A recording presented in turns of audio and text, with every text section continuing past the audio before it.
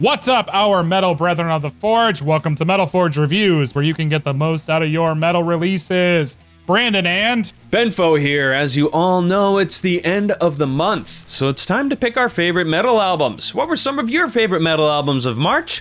Let us know in the comments down below. If you like metal content in the form of top lists, metal reviews, and best of the metal underground, hit that subscribe button and notification bell, because you never want to miss a video. for this month's giveaway, we are giving away one of our favorite records of the year so far, and that's Evergrey, Escape of the Phoenix. Absolutely stellar metal record, killer riffing and addictive vocal compositions. All you have to do to enter is subscribe, comment below, and share this video on social media. We'll announce our winners on April 16th, and this contest is limited to US and Canada only. Hope you win. We also have merch. Our first shirt design was made here by Moonroot Art, and it nails the mission statement of the channel under the Forge Master apparel name. The link is in the description on how you can get yours and be a Forge Master yourself. March was a badass month full of killer albums. Let's get to our first picks.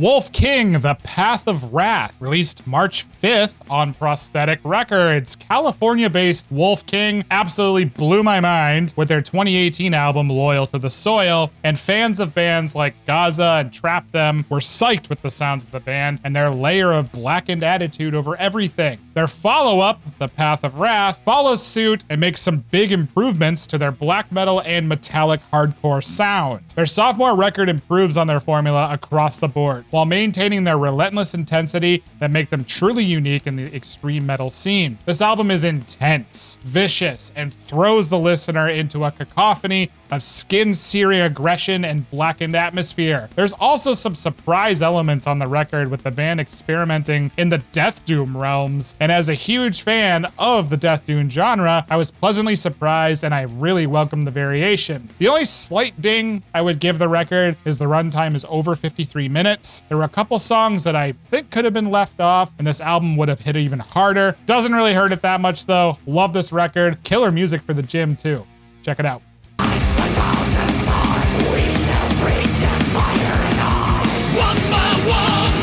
Say hello again to Numenor's Draconian Age. You might remember this band from our most recent episode of Underground Spotlight. It has certainly made an impression on me. Let's go take a quick look at my original review before we come back here with my current thoughts. Draconian Age is a very tasteful blend of power, speed, and black metal. There are soaring, clean vocals contrasted by harsh screams, shredding solos, blast beats, and really unique guitar riffs, which we love here. Not many bands can blend the seemingly opposite styles of music together, but Numenor does a fine job of balancing out the beauty and might of power metal with the destructive, blasphemous atmosphere of black metal. It's a well done album, and I'm eager to listen to it again. I was so eager to listen to it again that the album has been chosen for one of my picks for the best of the month. What really stands out for me on this record are the guitar riffs and bass playing. There's some really incredible riffing here that reminds me of some of my favorite melodic black and death metal bands. The record is very well paced. None of the songs overstay their welcome. They pummel you and carry on. I'm keeping my rating at 4 out of 5 dragons, and I hope you'll put Draconian Age on your listening list if you're into this unique blend of melodic black, power, and death metal. If I'm mistaken, this can't go on. I came from chasing dreams to feel alone. Evergrey, Escape of the Phoenix, released February 26th on AFM Records. Yes, before you freak out, I know this came out in February, but it came out at the end of the month and it didn't make it into our albums we missed or best of February segment. This album hit my rotation so much and was at the end of the shortest and dorkiest month of the year, I decided to make a call and basically say this came out in March. Deal with it. Anyways, the consistency of Evergrey's ability to release absolutely fantastic and addicting metal records records is staggering. Escape of the Phoenix is a love letter to metal fans who are stoked on blistering heavy riffing, killer vocal hooks and harmonies, and blazing guitar solos. Every listen of this album, multiple moments of Escape of the Phoenix get stuck in my head for days. Songs like Beholder featuring James LaBrie, Where August Mourns, and Forever Outsider are just complete banger tunes, but this whole record kills. Evergrey are one of those bands that are not only consistent in great metal records, but they are fantastic live performers as well. The few times that I've seen them in America, they totally blew my mind, and I've been a fan ever since I saw them on the In Search of Truth tour. Few bands are capable of showing a wide spectrum of insanely heavy riffs while showcasing technical brilliance in their instruments. This could easily make it on my album of the year list. We're still pretty early in the year, but all I know now is this album constantly hits my rotation. 5 out of 5, yes, a perfect score. Phoenix.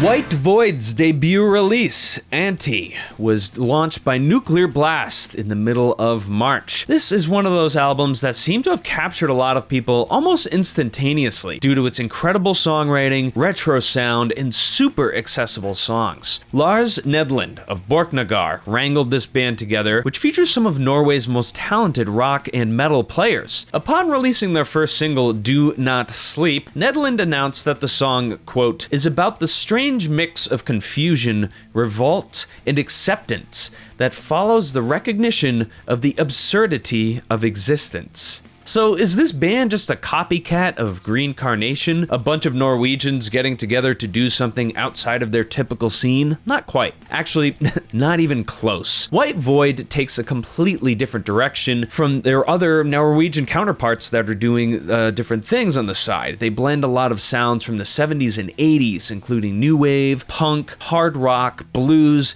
and it all flows together quite seamlessly. This album has some of my favorite vocal harmonies and choruses I've heard from any release so far this year. Songs like There Is No Freedom But the End and Where You Go, You'll Bring Nothing get stuck in my head for days.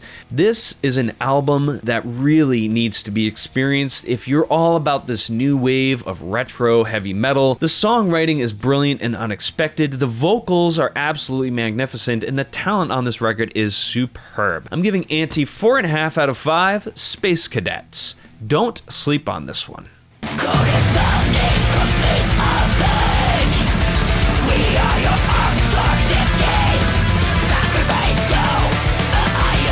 Stortregn Impermanence, released March 12th on the Artisan Era Records. My first time around the block with this album left my mind completely blown open with the sheer technical and songwriting brilliance showcased in this record. Swiss-based Stortregn, badass to see a Swiss metal band, by the way. The only thing in Geneva that I think of being a metal or science nerd is the Large Hadron Collider, so it's cool to learn this fact that they were Swiss. The amount of genre-bending wizardry in this record is absolutely staggering, and it makes the album very hard to quantify under one holistic subgenre. Out of all of the tracks on Impermanence, the listener goes on an intense journey from black, death, heavy, classic metal, tech death. But what I love most is their ability to balance showmanship with excellent songwriting and addictive melodies. Stortregn have a godlike ability to switch metal genres on a dime and make those transitions feel smooth. That is insanely difficult to do. This album is a journey from relentless technical extreme metal to melodic and relaxing acoustic sections. I found myself constantly revisiting this album throughout the month while discovering new gems in the music that I missed on previous listens. This album is a masterpiece and could easily make it to my album of the year list. Do not sleep on this record if you haven't checked it out yet. 4.5 out of 5 Swirling Voids.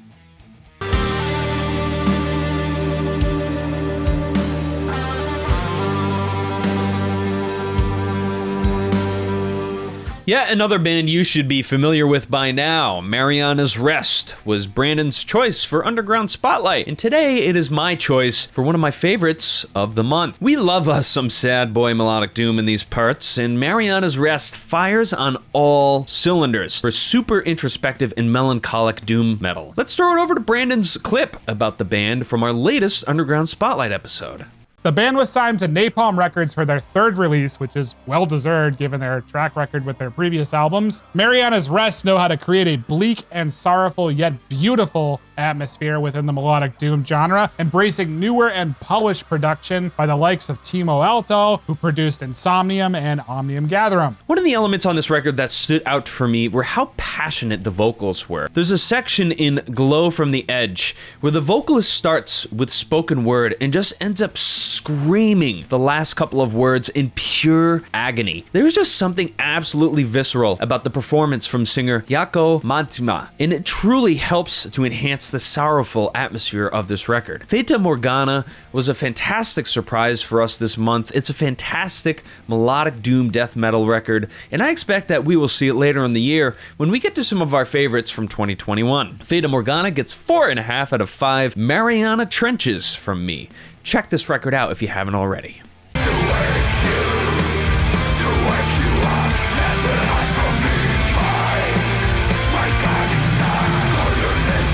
Nightfall, At Night We Pray, released March 5th on Season of Mist. This was my first experience with Nightfall, don't make fun of me. And wow, what a delightfully unique, weird, and fantastic metal journey this album was for me. Hailing from Greece, Nightfall had been around for a fairly long time, since 1991, with a few long periods between albums. This record marks a 7-year hiatus and some lineup changes, and I love stories like that. What is dead will never die seems to ring true here, as the band followed such a long period of silence with one of my favorite albums of the year so far. As a fan of the late 90s to early 2000s gothic doom sounds of bands like Moonspell, Tiamat, this album was a completely welcomed trip down nostalgia lane with additions to make this album the unique beast that it is. Nightfall also pull from sounds of modern metal as well, and sometimes resemble melodic death doom masters Insomnium at times during At Night We Pray. As you all know on this channel, and for the newcomers, I am obsessed with melodic and down-tempo doom and death metal. I love how cohesive this record feels. At just over 40-minute runtime, no songs feel like filler, and with how delightfully weird the album is, I constantly find new things upon every listen.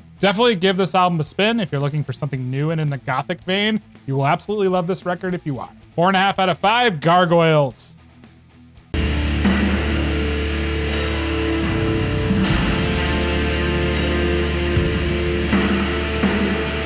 This shouldn't be a total surprise for some of you, as my last pick is Sepulcros' Vazio. This was yet another pick introduced recently by Brandon. If you can't tell, we like a lot of the similar music, so expect to see some redundancy on this channel. Let's throw it over to Brandon's clip from Underground Spotlight, where he introduces the band real quick. Hailing from Portugal, Sepulcros have created an album that is overwhelmingly dark and oppressive, with 6 absolutely crushing and devastating doom tracks, clocking just under 40 minutes. Spot on descriptions there, Brandon. This album is brutally oppressive and utterly bleak. The band seems to take inspiration from the cavernous black and death metal sound that is permeating some creative circles around the globe, and it's really a perfect fit for this atmosphere. The production on this record does take some getting used to, especially if you're transitioning over from something a bit more modern and polished sounding. But the sonic qualities here are muddy, out of focus, and tangled.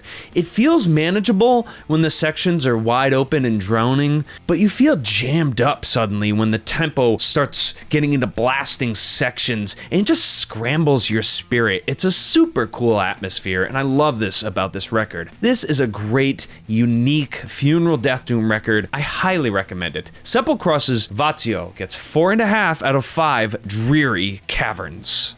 What albums did you love from March? Let us know in the comments. Don't forget to enter the giveaway. All you have to do is comment on this video, subscribe, and share the video on social media. Thanks for liking, sharing, commenting, subscribing, etc., etc. Go with the gods, Forge Mates. We'll see you in the catacombs.